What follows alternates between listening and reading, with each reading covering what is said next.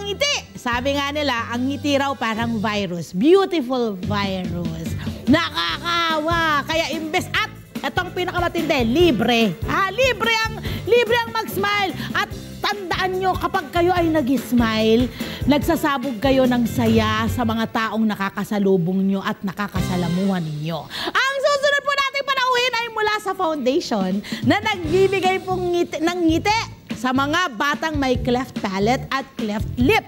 Lovelies, please welcome ang Country Director ng Mabuhay Deseret Foundation. I hope I'm saying it right. Si Miss Melody Ledesma! Thank you. Good morning sa'yo! Good morning. Magandang umaga sa inyo. Magandang umaga. At syempre, batiin mo yung mga nanonood ngayon at nakikinig sa Net25.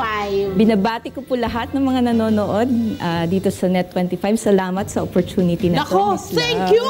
At gumising po kayo ng maaga para sa amin. Nako, ito na nga po, ma'am. Ma'am, kasi diba, parang ngayon sa Pilipinas, gusto ko malaman, gaano ba karami yung may cleft palate or cleft na lip? And paano ba to, bakit nagkakaroon yung mga sanggol natin na sinisilang ng gano'n? Actually po, according sa World Health Organization, 1 out of 700 babies na pinapanganak ang may cleft lip palate globally. Pero depende po yon sa mga regions, nagbabago yung number. Kung may mga problema sa malnutrition o kaya sa health ng mother. Kasi hindi pa naman known talaga kung anong cause ng cleft lip and palate. But yung risk tumataas yung risk kapag yung affected yung nutrition ng mother during prenatal. So parang pwede nating sabihin may kinalaman pa rin talaga sa kahirapan din, ano? Kasi walang enough na pagkain para sa ating mga mother na nagbubuntis. Ay, so tama pa, pabulaanan na natin yung mga sabi-sabi na kapag nadapa, nauntog yung tiyan ng buntis na nanay, ay nagkakaroon ng ganon. Actually, misconception yun kasi protektado naman yung baby sa loob, ano? Pero more on yung ginagawa ng mother, for example, smoking, increased risk lang naman. Smoking and alcohol could increase the risk. Yung mga ibang mga bagay na hindi nararapat, makakasama sa health din. Both ng nanay at ng baby. Correct. Nako, eto, ano po yung epekto kadalasan talaga ng mga batang meron po nito, nung cleft palate and cleft na lip? Marami. Actually, physically, visibly, diba? They will get to be bullied. Saka yung kanilang confidence, bumababa. Pero meron ding physical aspect. For example, yung health niya, malnutrition, ang hirap ang feeding problem sa baby kasi yung sucking hindi na-develop. Bakit po ganun? Kasi nga hindi, di ba ang cleft lip and cleft palate, ito yung during the time na binubuntis siya ng mother, hindi nagsara yung palato niya, yung bubong ng... Dito, yung sa may taas. Yes, hindi nagsara. Kung hindi nagsara yun, it complicates everything. Siyempre yung pagkain, yung nutrition-wise, mahihirapan siyang speech, dental problems, misaligned yung teeth. Wow, ang dami extra pala. teeth, yung gums na iba so, yung hindi lang pala smile, marami, ang inaayos kapag nabigyan ng tulong yung mga batang may ganon, ano. Yes. At syempre, yun ang good news smile na ako Ang foundation po nila, Mabuhay Deseret, ang cute na pangalan.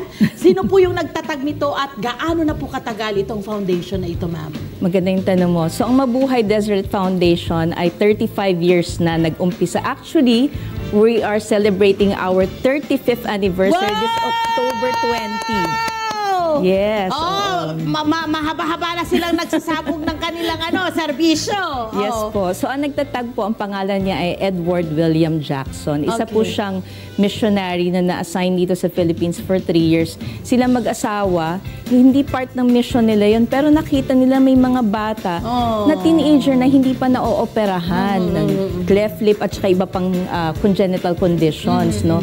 So, pinaoperahan nila and then doon na nag-umpisa yung foundation. Marami tayong mga mabuting doctors with a big heart na gustong tumulong. Yan naman. Yun yung kagandahan nito Kapag meron kang magandang advokasya na gustong ibigay, marami rin ang gustong mag-abot ng kanilang serbisyo din. Makipagkapit ng kamay sa inyo.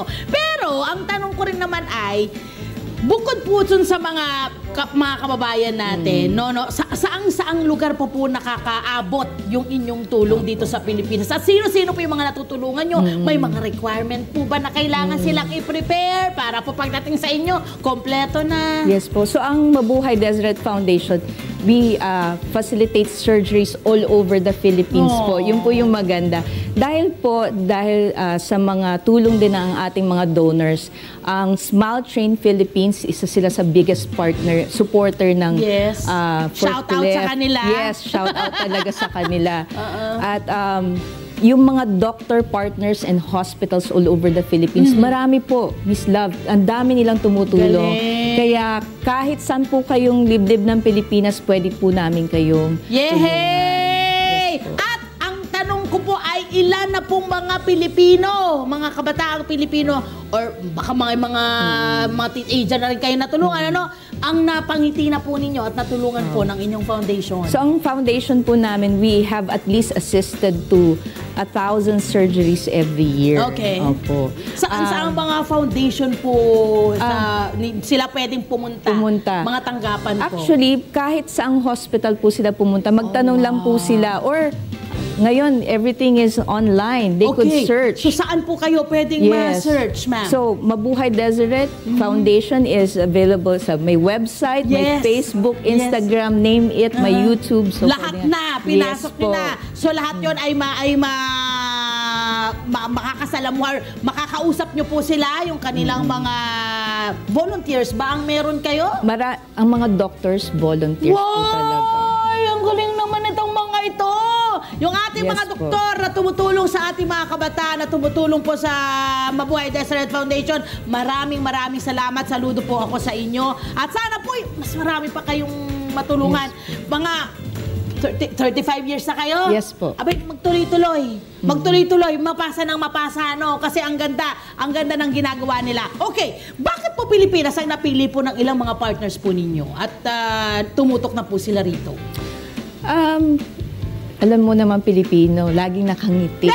Kahit laging ganyan, Laging nakapasok po kayo, laging very welcoming tayo. So, feeling ko yun ang isa sa mga dahilan kaya sila nagstay dito. At 35 years na, it's spread in other countries na po, pero they kept Philippines as part of their Iba talaga tayo mga Pinoy. Ano po ang inyong mensahe sa ating mga kababayan na nakikinig ngayon na maaaring meron ding mga anak kaya, may ganun ding problema? Ma'am, ano po yung inyong mensahe sa kanila? Dito po, ma'am. Yan. So, ang Mabuhay Deseret Foundation po, hindi lang po kami tumutulong sa may mga cleft lip and cleft palate. Tumutulong din po kami sa lahat na may problema sa mata at club foot at yung may mga kailangan ng artificial leg, yung putol ng paa. So, ang mensahe lang po namin, lagi pong may pag-asa. At nandito lang po ang mga katulad ng Mabuhay Deseret at iba pang mga foundation upang tumulong po sa inyo na magbigay ng libreng operasyon para po mapangiti namin po kayo ulit. Okay, yung pong requirements, wala namang papers na kailangan? Madali naman po yun, basta Pilipino ka lang, madali. Gusto ko yun! Basta Pilipino ka lang, tutulungan ka namin, walang pipiliin, walang maiiwan. I love it! Ma'am Melody, thank you so much. At maraming salamat po, pakisabi po, ka-extend po ng aking taus-pusong pasasalamat sa lahat po ng volunteers ng inyong pong foundation. Maraming salamat. At syempre, maraming salamat din po sa pagbibigay ng ngiti sa ating mga kababayan na humihingi ng tulong sa inyo. Minsan nga, hindi hihingi ng tulong, nakita lang nila, tutulungan na nila. Kanina nga, nagkukwentuhan kami. Meron ako nakwento ko lang sa kanya. Sinabi niya sa akin, pwede namin siyang tulungan, hindi ba? Talaga naman, ang tulong ay nandyan lang, di ba? Kaya kung gusto niyo po, kontakin niyo po ang kanilang foundation para po matulungan po kayo sa kung ano man po yung pangangailangan. Lalo na yung mga nabanggit po ni Ma'am Melody. Thank you, ma'am! Thank you, Miss Love! Hi! Sumalama! Profile, mga Kanet 25. This is Love and New Verbo.